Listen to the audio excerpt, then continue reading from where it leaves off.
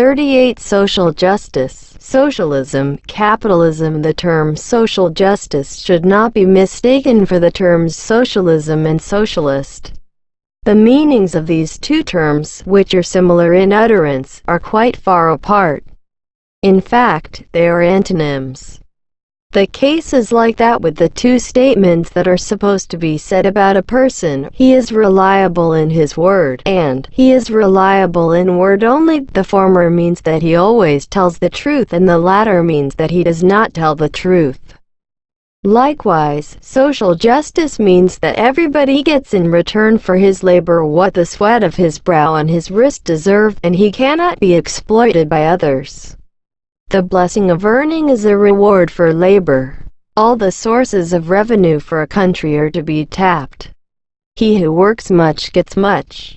Earning requires hard work. The Islamic economy has been built upon social justice. An extensive place has been assigned to private enterprise so that everybody can do the work he likes. No one has the right to interfere with the earnings from the sweat of another's brow. Islam recognizes the right to own property and to dispose of it. Nobody lays hands on or snatches away another's property. It even commands us to protect another's property. The abuse of this justice, the exploitation of the rights and earnings of those who work by a lazy, cunning group, is possible through either one of two ways: socialism or capitalism. 1. The first type of exploitation is socialism. An Arabic translation of this word is al-ishtirakiyya. Socialism means state capitalism. In socialism, all natural resources, industries, agriculture, trade, and culture have been nationalized. Personal enterprise is prohibited. Everybody has to do the work assigned by the capitalist state and work where the state orders him to work. The earnings or salary for the labor are given to the state. The fortunate minority that has obtained power within the state government takes away what the people earn by the sweat of their brows. They give the people as much food, drink, and clothing as to enable them to live in the worst conditions. A certain group exploits the people. The duty of this minor group is to oppress and torment the people, to tell lies, to slander, and to propagandize. All earnings are spent so that this group may lead an extraordinary, pleasant, and comfortable life, and so that their plans may be fulfilled. Russia, which was ruled with socialism, was the world's greatest country of capitalism. All the riches and the revenues of Russia were in the hands of 5 million communists registered in the one and only party, the Communist Party. While the remaining 200 million or more people were leading a life less developed than the life standards of the most stranded countries of the world, the members of the Communist Party were living in more comfort and pleasure and dissipation than American billionaires. The state of Russia was founded in 362 AD. There are two kinds of socialism. The first one is democratic socialism. In this kind they can obtain power over the government through free elections, and they may lose power after a new election. The second kind of socialism is revolutionary socialism. Revolutionary socialism is also called communism. In the year 1848, Karl Marx and his colleague Engels, 33, wrote the Communist Manifesto. This manifesto invited all the workers of the world to unite, and asked the united workers to put an end to the capitalistic system of economy with the revolution. Marx and his colleagues, in order to realize this purpose, established the first Workers' International in 1863. This organization, after many civil struggles, perished in 1876. In 1880, the socialist parties in Europe united with one another and established the Second International. This unity among the European socialist parties still survives. Karl Marx's ideas formed the main principles of socialistic movements. They are, to get rid of the existing regime by using force or revolution, and to establish a dictatorship of the proletariat in its place. The social revolution that would do away with the capitalistic economic order, contrary to what Marx had hoped for, took place not in the much more industrialized countries of Europe, but in Russia, whose economy was based principally on agriculture. The Soviet Socialistic Democratic Party, which was established in Russia in 1898, broke into two groups in 1903, the Bolshevik, which means majority, and the Menshevik, which means minority. The Revolution of February 1917, which burst out against the Tsarist regime, was provoked by the Socialist, Liberal and Democratic parties jointly. But later, in October of the same year, the Bolsheviks led by Lenin raised an armed riot and seized power by themselves.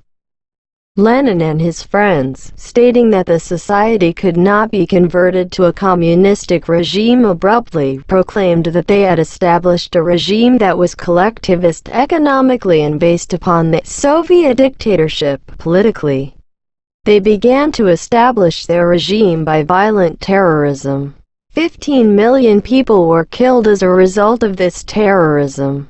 1,760,000 of them were those who were executed between 1917 and 1923.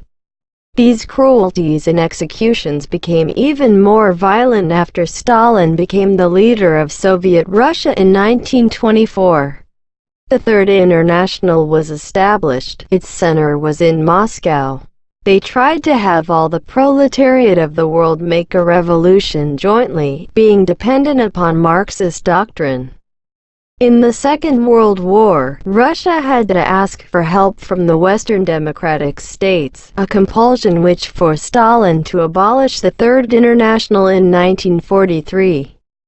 A while after Stalin's death in 1953, Khrushchev slackened the methods of severity and put forward the idea that in a world where capitalists and communists lived together, Marxist-Leninist socialism would become dominant automatically.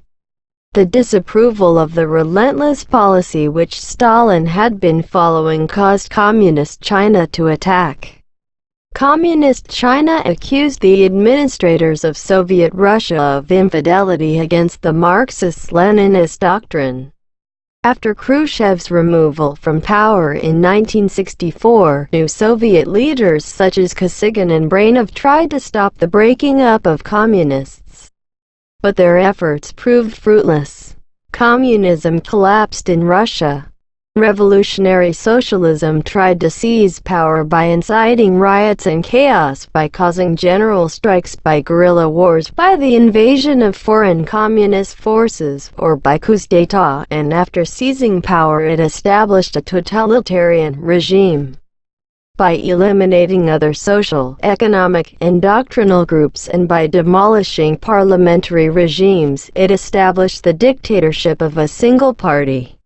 Socialist currents began with the improvement of industrialization. In economically stranded countries, such as Russia and China, it acquired a revolutionary and totalitarian character, thus seizing power in the shape of communism. Likewise, before the Second World War, the socialist current acquired a totalitarian character, such as fascism and National Socialism in Italy and Germany and in some South American countries which were deprived of firm democratic institutions. In fascism and National Socialism, the right of private property is recognized concerning the means of production. Karl Marx, who put forward the basic ideas of revolutionary socialism, did not explain how the nature of the socialistic nation to be established would be. The revolutionary socialists, that is, communists, did not let this socialization remain in the economic field, but they spread it to the political and cultural fields, and they also annihilated the freedom of religion, morals, conscience and family. They deprived man of the right of thought and belief. Communists were hostile against all religions, for no religion approved of their cruelties, torments, murders, lies and slanders.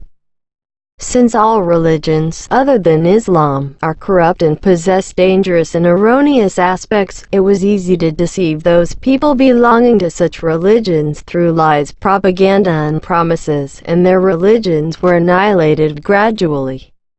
But because Islam bears in itself every kind of perfection, maturity, superiority and happiness, no lie, no propaganda can manage to alienate those Muslims who have learned their faith well from this heavenly din. A Muslim, that is, a person who knows Islam and adapts himself to Islam, cannot become a communist. Communists cannot deceive a Muslim. There is no communism in Islam. Lenin, chief of the Communist Party, said, "Any nation may become communist, but a Muslim cannot be made a communist, for a Muslim trusts himself to Allah. He who trusts himself to Allah and depends on Allah cannot be made a communist." In order to make Muslims communists, first they had to try to take away their faith, and they had to make Muslim children faithless, irreligious. They had to subject Muslims to unprecedented torments and tortures. They had to martyr men of religion and prohibit knowledge of the din through torture and death sentences. By annihilating books of the din, they had to try to extinguish Islam and bring up Muslim children ignorant of Islamic knowledge. In communist countries, by establishing councils of atheists, they tried to slander Islam through lies and abominable slanders, and in this way they used all their means of propaganda.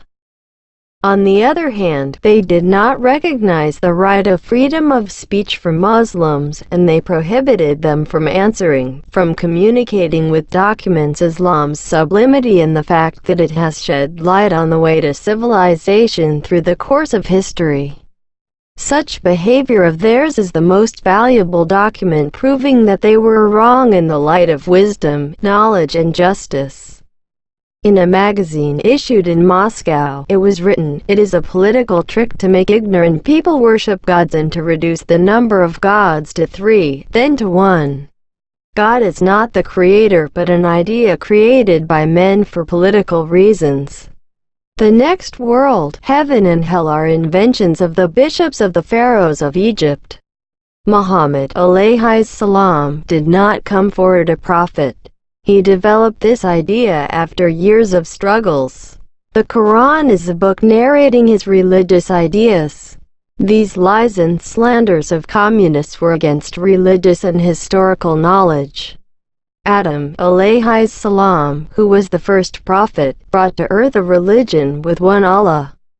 It is written in Ayyub Sabri Pasha's book Murad al-Haramain in detail that the multi-god idea and the worshipping of idols were seen on earth after Idris alayhi salam. Belief in the next world, heaven and hell, was existent during the time of Adam and Noah and other prophets alayhimus salam, centuries before the Egyptians. Muhammad alayhi salam first announced that he is a prophet, and then he invited people to believe in one Allah. Someone who has a sound mind and knowledge will only sneer at the ignorant and idiotic attacks of the enemies of Islam. A Muslim sacrifices his life but never his religion or his belief. This was better understood by the Russians in 1986 in the Afghanistan example. Thousands of soldiers of the Red Army, missiles and jets attacked and killed villagers, including women. They took Muslim children to Moscow to make them non-religious. They burned mosques, houses and foodstuffs. From 1979 to 1989, they shed the blood of more than 1 million Muslims. But Muslim mujahids, though they gave thousands of martyrs, never yielded to the unbelievers. Russians, in order to hide this atrocity of theirs from Islamic people, distributed free of charge books in Islamic countries in order to make the impression that there is freedom of religion in Russia, that it is free to learn Islamic knowledge and to worship accordingly. Muslims living in Russia were unaware of such publications because they were only sent to other countries. Their distribution in Russia was prohibited. It was treated as an act of treason against communism. Out of these books, in 1986, we obtained some while they were being distributed to the Algerian people. They are Arabic books offset by the state on extradelex paper and well bound. The date is given as 1400 Hijri, and the name of Tashkent is apparent. Inside the books there are pictures of several communists dressed as if they were Muslims, and beneath the pictures were written Islamic names, e.g. the Mufti so-and-so, Imam or head of religious affairs, etc. It was a communist ploy completely contrary to the atrocities perpetrated in Afghanistan against Muslims. They were prepared so cleverly that someone who did not know the Islamic religion well enough, and the real face of communism, could be easily deceived by these tricks and lies. Thus, by considering a ferocious enemy of Islam as a friend, they could fall into eternal perdition. What kind of humanity was this? What kind of civilization was this? This savagery of the communists overshadowed the brutalities of Nehru and those of the Inquisition. Communism is not a branch of knowledge, nor is it a dogma. It is a dictatorial and cruel form of government.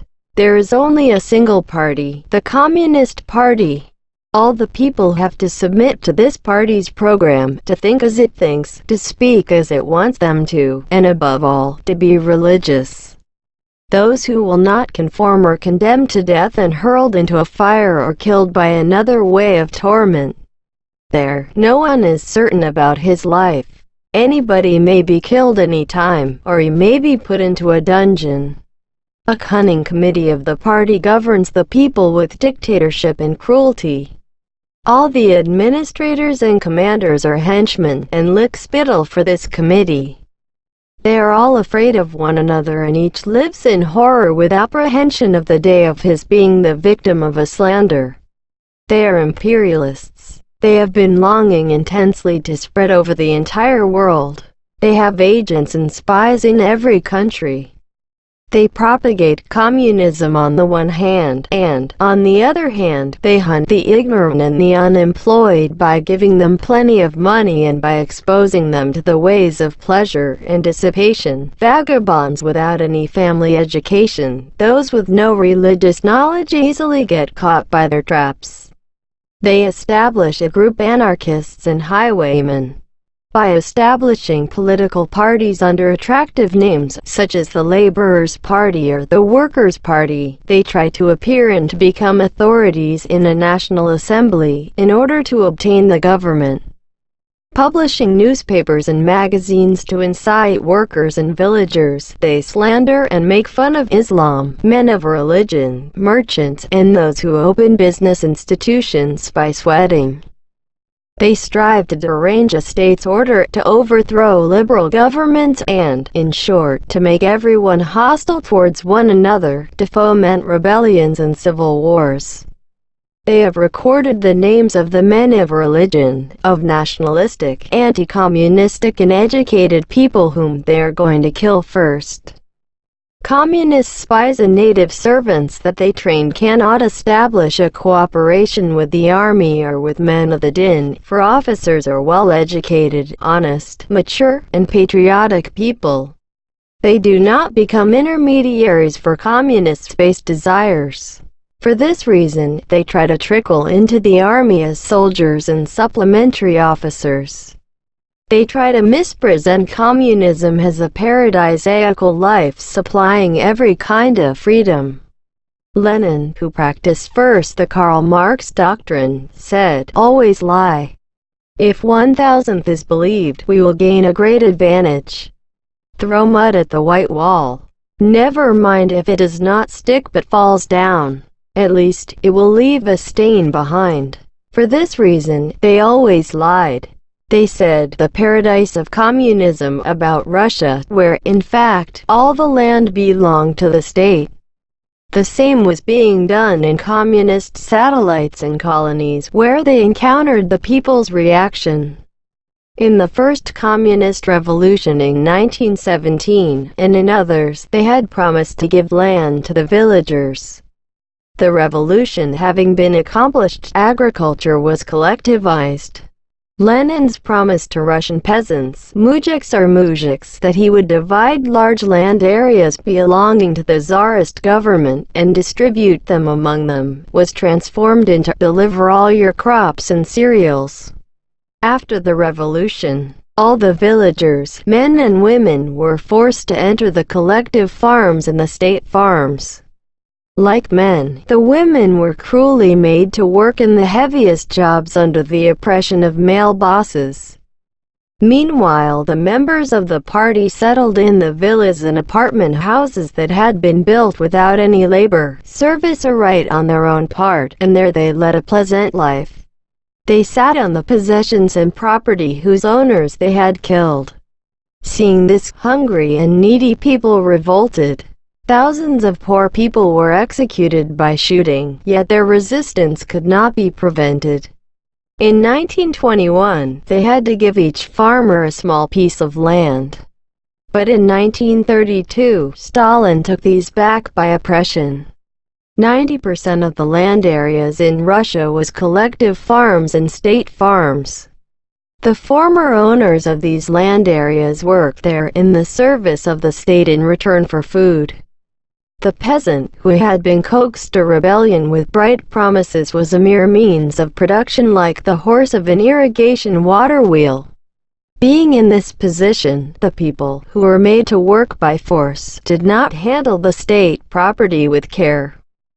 A report given to the Central Committee of the Communist Party in East Germany in December 1959 stated that in the collective farms, incendiaries and sabotages were on the increase. In the months of July, August, and September of the year 1959, more than 900 sabotages were recorded in the farms, and the destructions of real estate cost $4 million. Under this oppressive employment, production fell and projects could not be fully accomplished. As Malenkov explained in the Soviet Supreme Council on August 8, 1953, of the 997 billion rubles reserved for investments between the years 1929 to 1952, only 9% was used for agriculture, 64% of it was invested for heavy industry. Under these conditions, famine commenced in Russia in 1382-1963, and Russia had to buy wheat from Europe and America. This crisis was mostly caused by the prohibition of private enterprise in agriculture and by the confiscation of the people's earnings by force. And in animal breeding, not even the numbers of animals during the Tsarist era were reached. Diminution of agricultural power drifted the communist dictatorship, which was based upon Cold War and falsely adorned propaganda, to dearth and misery. It resulted in the destruction of the regime. Consequently, the most bloody, the most cruel, the most irreligious dictatorial regime that history has recorded, and which was based on savagery and lies, was gone once and for all. According to an article in the Pravda newspaper, which appears daily in Moscow and is published with the signature of Bagirov, in Azerbaijan alone, 56 rebellions burst out against the communist administration. With such behavior, the people revealed the deep grudge and hatred they bore against the communist regime. The wars of independence fought by all the slave nations were moaning under communist imperialism were suppressed by blood and fire of the Russian army. However, what is essential in temporary properties is non-existence. Likewise, the pomp of these usurpers, cruel traitors, came to an end. Eventually, they too collapsed and perished, for Ardin declares cruelty will not subsist. 2. The second economical system, cancelling social justice and usurping human rights, is capitalism. Here, there is private enterprise, yet this is only for a limited number of capital owners. These capitalists have obtained the sources of production and have been employing the people as they like and exploiting their earnings. The representatives of trade unions that are supposed to protect the laborers are another band of exploiters. The difference between the life standards of the capital-owning fortunate minority and the poor laborers is a horrible abyss. There is social justice in name only, but the differences between social ranks have grown.